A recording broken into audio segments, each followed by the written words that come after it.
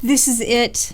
You found the one that looks like it has real possibilities. You can picture yourself enjoying meals, decorating, and just hanging out together. Am I talking about an amazing first date? Nah, I'm talking about finding a house that just might be the one.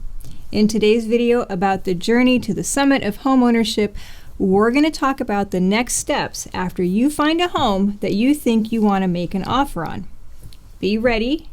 We are covering a lot of ground in this video.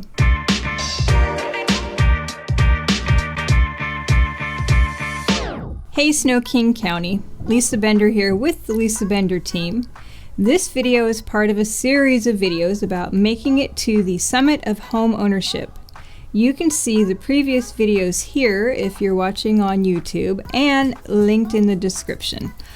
Also in the description is a link to the PDF that covers all the steps in the journey to home ownership. Now that you've found a house that you really like, you'll want to make an offer.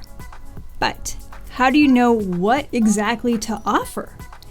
That's where your trusted real estate agent / Sherpa comes in. Your agent should be doing two things in tandem, doing a CMA and reaching out to the listing agent who represents the seller. Your agent should do a CMA for the house you like. CMA stands for Comparative Market Analysis. That is where we look up the past sales to see what similar nearby homes are selling for. The challenge with a rapidly changing market is that we are looking at history and not the present. So we will need to discuss how that market has changed, particularly with a comparable house, or comp, that closed more than 90 days ago. Appraisers do heavily weigh the past sales when determining price, but they also need to look at the current market conditions and make adjustments.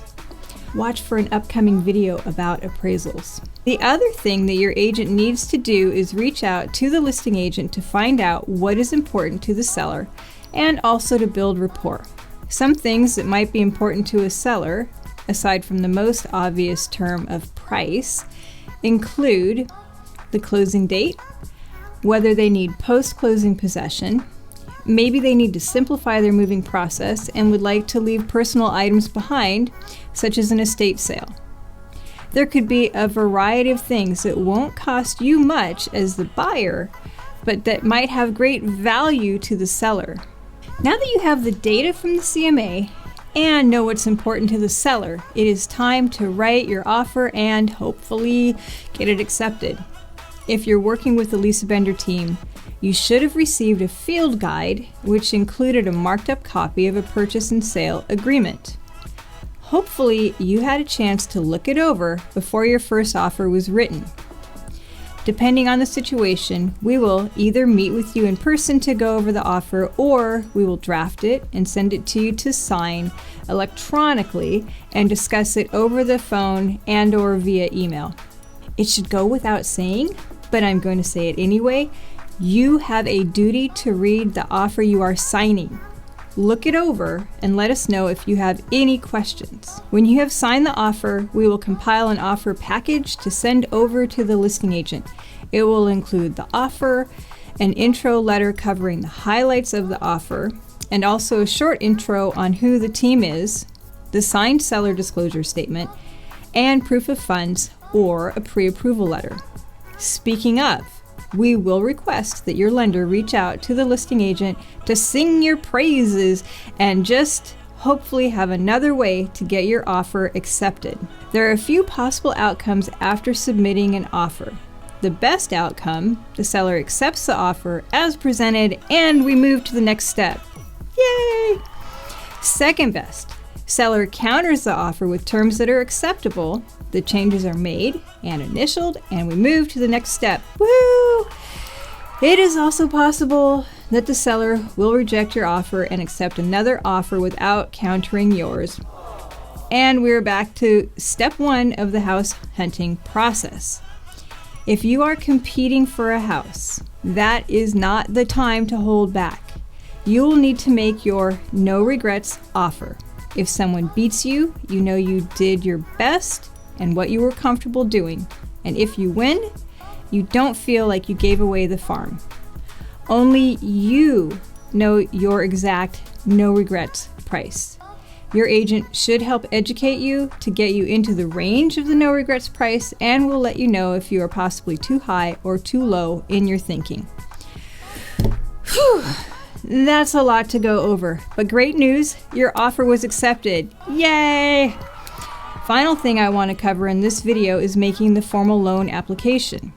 You must make formal loan application within X days of your offer being accepted as per the contract. If you do not make formal loan application as agreed, you will have waived your financing contingency. That means that if, for any reason, you cannot get financing, you will lose your earnest money. Speaking of earnest money, that will need to be deposited into escrow within 2 or 3 days of going mutual, and we will help coordinate that. After getting your offer accepted, you will need to be in close contact with your lender and providing them all the requested items ASAP. Ideally, in a perfect world, you should strive to be pre-underwritten. Not all lenders do this, so be sure to ask if this is something they can do for you. In the next video, we're going to be covering inspections, so watch for that video. It will be full of information, including pre-inspections, where you inspect a house before making an offer, and seller-procured inspections.